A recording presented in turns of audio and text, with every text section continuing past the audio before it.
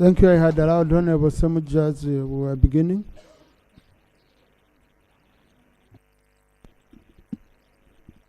Mr. Speaker, I want to thank you very much.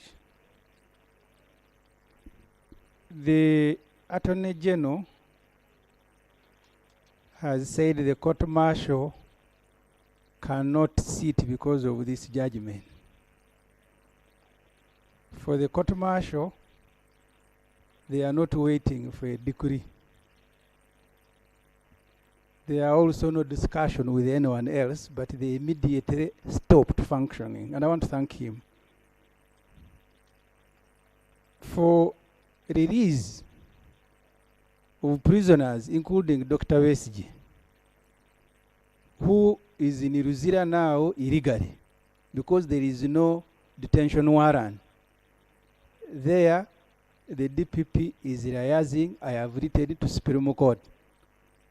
Why didn't you render the same advice to the court martial that continue working as I liaise with the Supreme Court? Why do you think for them they needed to stop functioning immediately, but the others can continue disobeying? I am sympathetic to him. Maybe the same reason that court said military people cannot purport to be dispensing justice. Because the people were asking the Attorney General to advise, they have already expressed themselves. The CDF said BESIGYE can only get out of prison in a coffin. Really, what sort of advice can you give a person who thinks like that? Even if you are a professor of law times 3. The CDF, one of the supervisors of the General Court Martial, has said Dr. BESIGYE can only get out of prison in a coffin. He had even arranged to kill him. He had even identified a tree in Guru. And that's why I sympathize with you. Sometimes, sometimes these jobs, sometimes these jobs, I think we may need one time. The late Professor Chidomakuya was asked to offer advice to the president, and he said, in law, you may or may give no advice. That's how he used to talk. In this case, I choose to give no advice. That's what he told the president. One of the reasons he was eventually sacked. What advice do you give to a person who has made the statements that the CDF has made? And then the president who went to Luwero to fight, killing people because he wanted the power. Yes, in Luwero they were not hunting, they were killing.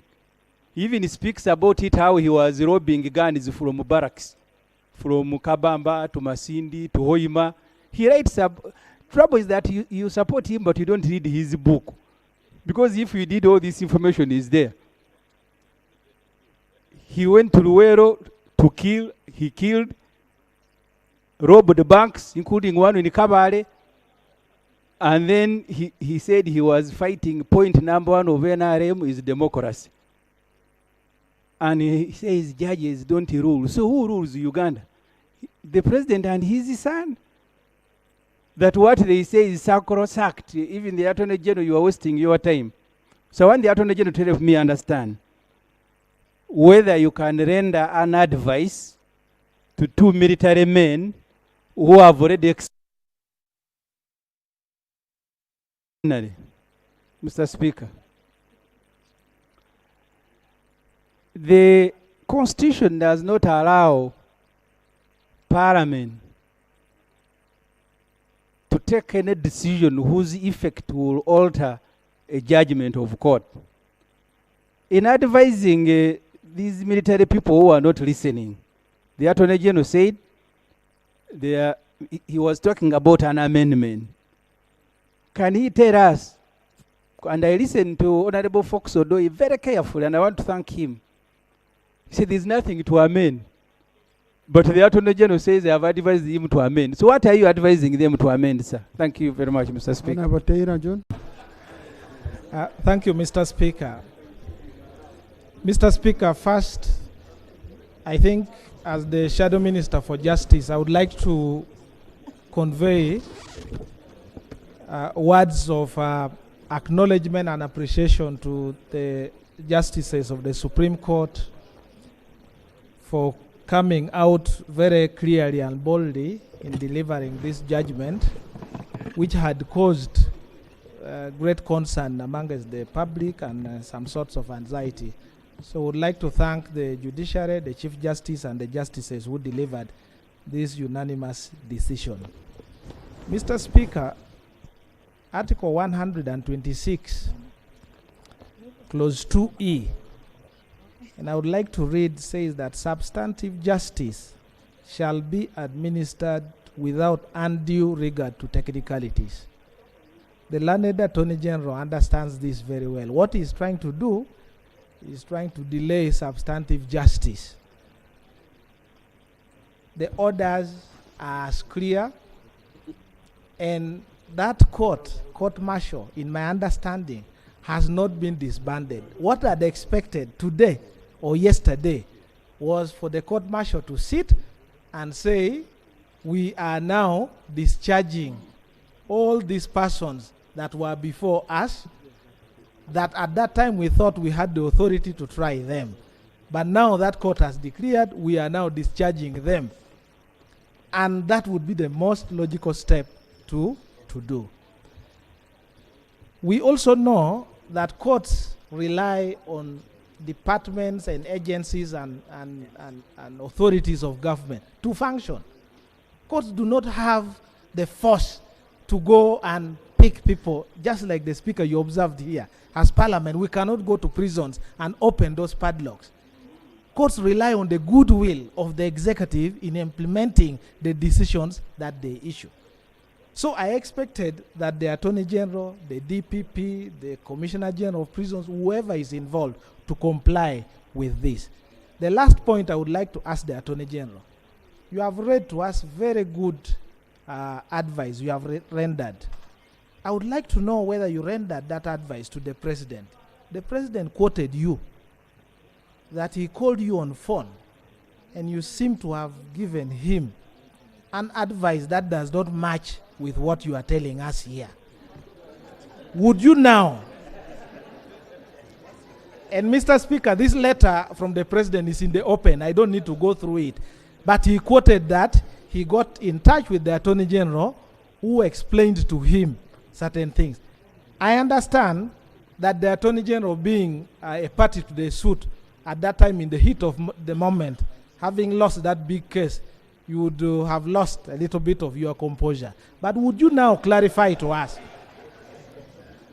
And I've ever been to the Supreme Court as a litigant, and I lost a case. I know what it feels like. So I understand what the Attorney General went through. But would the Attorney General tell us clearly if this advice that he has told us here is exactly what he rendered to the head of the state? Because what the President wrote potentially undermines the rule of law, undermines democracy, and I thought that it is incumbent upon the Attorney General to guide the President on the next course of action. Would you clarify to us and even lay, where possible, that opinion?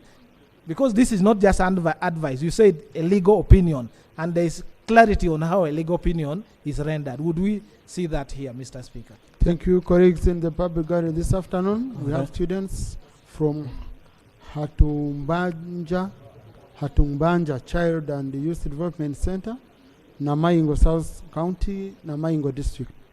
They are represented in Parliament by Honorable Wanyama Mike Odori and Honorable Makoa Margaret. They've come to observe proceedings of this House. Please join me in welcoming them. The Honorable Attorney General. Narrate the Attorney General, please. Answer some questions. Thank you very much, Right Honorable Speaker. I can pick another set, okay? Thank you very much, Right Honorable Speaker. First of all, the court-martial cannot sit. So it cannot sit to make any orders that you want them to make. That's one. Number two, if there are facts that you have, Honorable Medard Ssegona, as a senior lawyer, if there are facts like you have stated here, the best place to take them is to the court. Yeah? Yes. Secondly, Right Honorable Speaker and Honorable colleagues, Honorable Ssegona should know that as a practicing advocate, after you are successful in court, you extract a decree. If you think my advice is inconsistent with what the judgment said, you should at liberty to extract a decree, have the court sign it, and use it in the premises that you would like to use it. I have read this judgment variously, and you may think that I was sleeping. I did not. I spent time reading this judgment page by page, and I word for word. And what I have advised here, I did not get from my head. I got from the judgment. The matter under discussion is not the Court of Appeal decision. The matter under discussion is the Supreme Court decision. Was appealed against is misplaced. Now, there are no timelines. I agree. But we have sent the matters to the courts which granted these orders. The courts are still clothed with the authority to make any orders that they deem appropriate. Like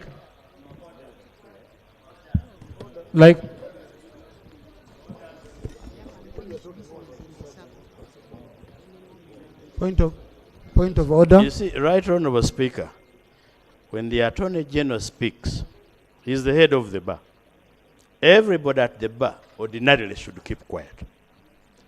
I agree with him that a successful litigant goes ahead together with the losing litigant to sign a decree, to prepare a decree jointly. If he was waiting for a decree, what was the basis of his advice? Number two, I am not aware, and he can now educate us, the law under which a losing or vanquished litigant would write to court to ask for which orders. The orders, Honorable Nwagaba says, is self-executing. Is the Attorney General therefore in order to mislead both the House and the country that the person who was in court when the judgment was being issued is waiting for a decree extracted by one party? Attorney General, you want to make some clarification, if I can guide? Right Honorable Speaker, I think where we are going here is a bit of a runaround, because I have told you my understanding of the judgment. And yes, and that's why maybe I lost. But what we are saying is that if you disagree with what I have written as what the court said, the arbiter is there. Now, finally, Right Honorable Speaker. Procedure, Honorable Ssegona. Procedure.